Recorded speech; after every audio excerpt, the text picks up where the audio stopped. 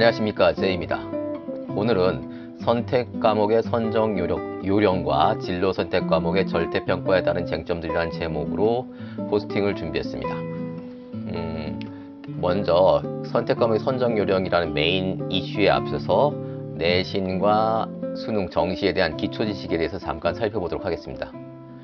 수능 점수만으로 대학 가는 것을 정시라고 하고, 수능 점수와는 무관하게 내신 점수만으로 대학 가는 것을 수시전이라고 하는데, 또 수시는 다시 교과와 학종으로 나뉘고, 학교 내신 성적만으로 대학 가는 것을 교과라고 하고, 내신은 물론이고 독서, 동아리, 수행평가, 과제평가, 봉사 이런 거 다 종합해서 대학 가는 걸 학종이라고 한다. 이게 기본 중에 기본이죠.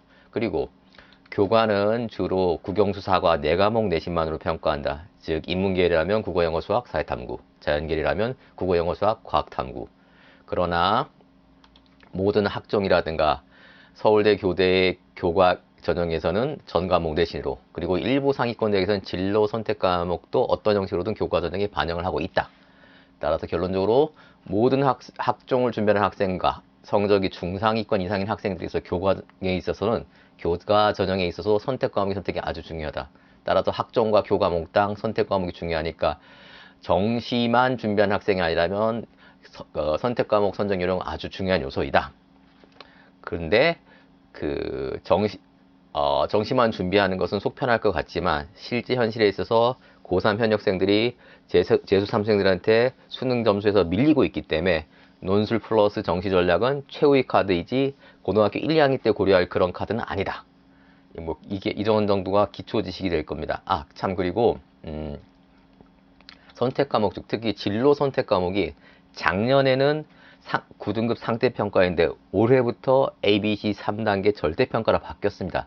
따라서 작년 성적을 갖고 있던 재수 3수생들은 올해 대입을 준비할 때 그 점수 변환이란 산식이 필요한데 그것이 각 대학별로 다 다릅니다. 따라서 당연히 대학별로 유불리가 발생하기 때문에 대학 모집 요강을 확인하시고 가급적이면 직접 전화해서 자신의 유불리를 따져봐야만 할 것입니다. 자, 그럼 다음으로 오늘의 핵심 요령인 과목 선택의 핵심 정리 한번 살펴보겠습니다. 다음은 과목 선택의 요령 핵심 정리 살펴보도록 하겠습니다. 교과랑 과목은 매우 복잡한 체계를 가지고 있습니다. 자세한 사항은 제가 그냥 따로 첨부해드릴 표를 살펴보도록 하시고, 우리는 이것만 기억하면 됩니다. 진로 선택 과목만 3단계 절대평가이고, 나머지 과목, 심지어 공통 과목은 물론 일반 선택 과목조차도 9등급 상대평가라는 겁니다.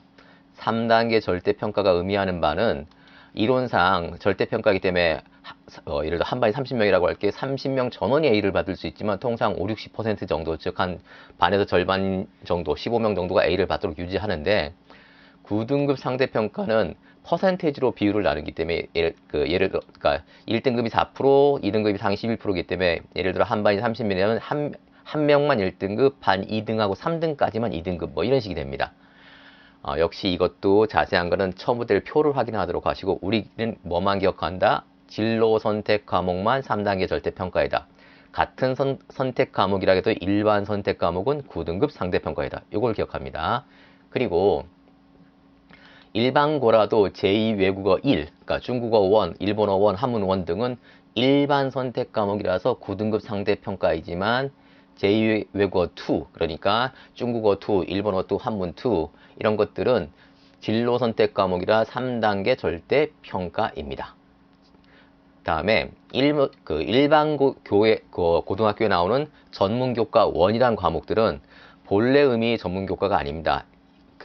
이게 전문용어로 진로 선택 과목으로 편성된 전문교과인데, 이게 무슨 얘기냐면, 전문교과는 원래 특목고에서 편성됐던 예를 들어 심화영어 이런 것들, 그런 것들이 일반고에서도 가르치자라는 취지로 돼서 특목고에서 편성됐던 거는 전문교과 1, 그 다음에 특성화고에서는 전문교과 2로 해서 일반고에서도 가르치도록 할 수 있습니다. 그런데 진짜 본래 의미의 전문교과가 아니기 때문에 일반고에서는 진로 선택 과목으로서 그걸 편성해 줍니다. 따라서 그 성격 자체가 진로 선택 과목이 돼서 3단계 ABC 절대평가로 들어갑니다.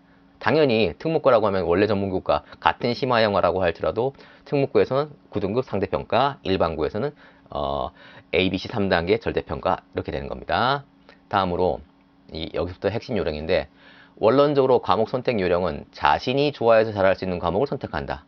전공 접학성에 맞는 걸 선택한다. 그리고 마지막으로 성적이 잘 나올 수 있는 과목을 선택하라고 합니다.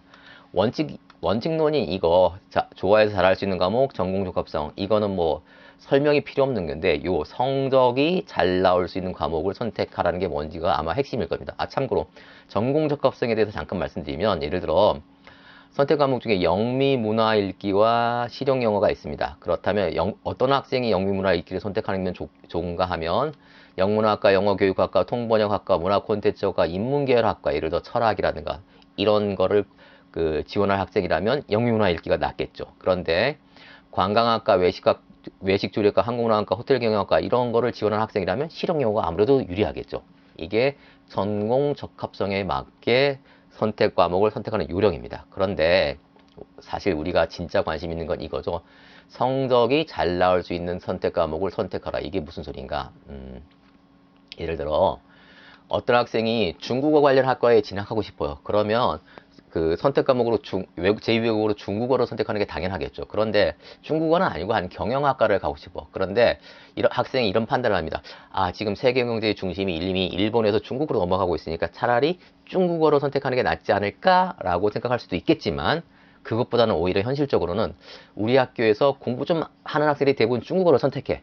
그렇다면 나는 일본어나 한문을 선택해야지 하는 게 좀 더 현명한 선택이랍니다. 즉 성적이 더 잘 나올 가능성이 높아진다는 겁니다.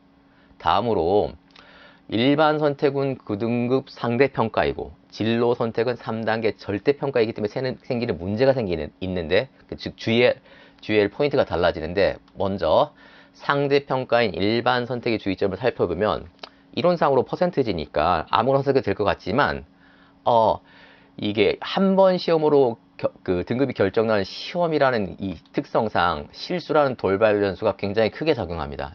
무슨 소리냐 하면 100명이 듣는 수업에서는 1등급이 4명이지만 30명이 듣는 수업에서는 1등급이 1명밖에 없습니다.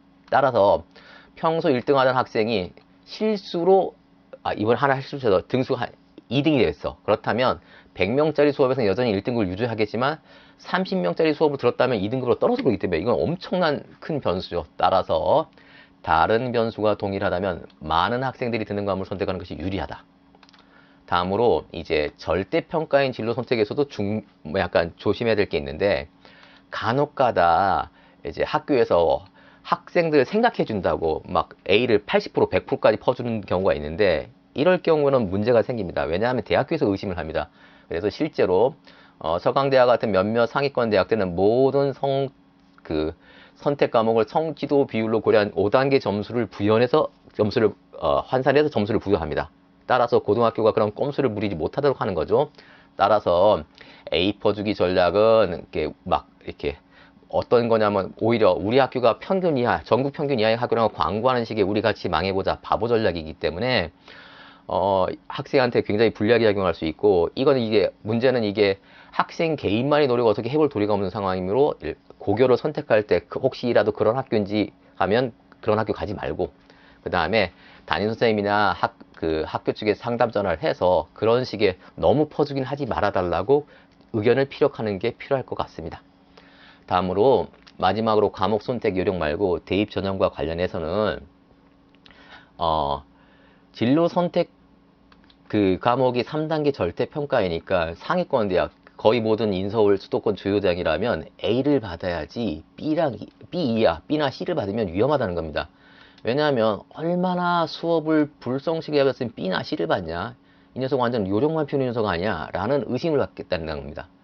그리고 나아가서 앞에 잠깐 언급했지만 작년에는 진로 선택이 상대평가였는데 올해 절대평가로 바뀌는 바람에 N수생들 특히 지방 약대 한의대 지원하는 학생들 이런 경우가 많았었는데